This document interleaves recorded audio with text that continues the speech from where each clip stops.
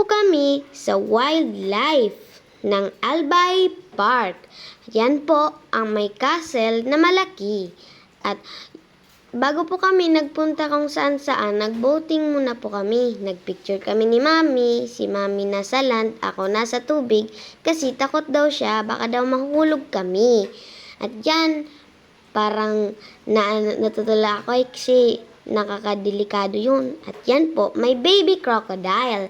May mga turtles rin na maraming turtle. At sunod po, nagsakay po ako ng kabayo. Yan. Pero, first time ko rin po magsakay nito, kaya nakakatakot. Kasi kung baka mahulog po ako. Yan, papunta muna kami sa taas. At lilibot po kami.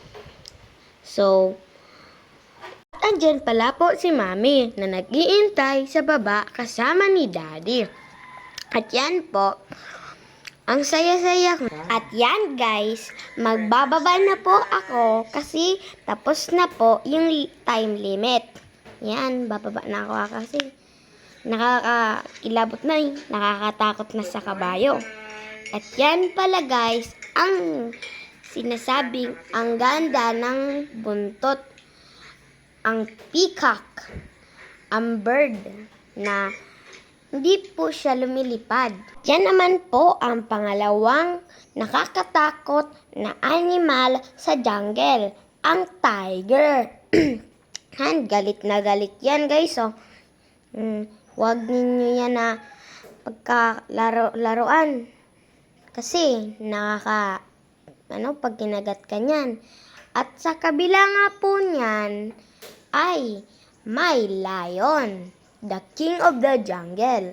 At parang galit na galit rin siya kasi may mga bisita.